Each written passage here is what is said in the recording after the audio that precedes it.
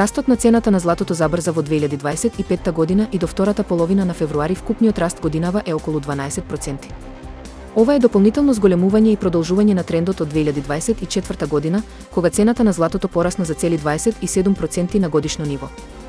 Клучна причина за растот е одржливата висока побарувачка поради геополитичките несигурности, тоа што злато засилено купуваат и централните банки, но и очекувањата за зголемени инфлацијски притисоци поради воведувањето царини, што го фаворизира златото како средство за заштита од инфлација.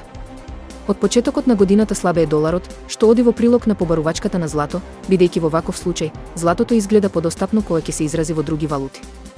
Дополнително, кога доларот слабее, инвеститорите се свртуваат кон овој метал затоа што тој функционира и како резервна валута. Во еден агол, Илон Маск, најбогатиот човек на светот, визионер на полето на електричните автомобили и ракетите и самопрогласен најдобар другар на Доналд Трамп. Во другиот агол, извршниот директор на OpenAI, против кого Маск поднесе тужба, обвинувајќи го за киднапирање на деловен проект за профит. Сем Алтман и OpenAI ги отфрлаат овие тврдења, наведувајќи дека Маск само се обидува да му наштети на деловниот ривал. Маск возврати во стилот на Трамп нарекувајќи го Алтман конмен Сем. Меѓу останатите ривалства што вреди да се следат оваа година се и она на Blue Sky, наспроти социјалната мрежа X, Кендрик Ламар против Дрейк и уште неколку други. Папата Франциско, наводно, имал мирна ноќ додека се борел со сложен напад на пневмонија.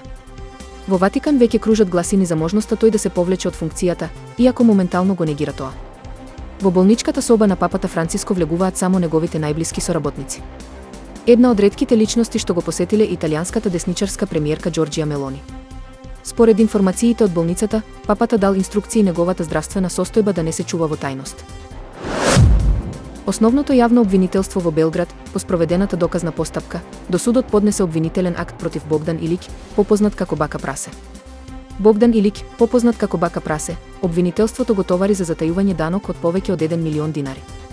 Обвинителството предложи по судењето на обвинетиот, Богдан Илик да го осуди на 1 година затвор, која нема да се изврши доколку обвинетиот во рок од 3 години не стори ново кривично дело.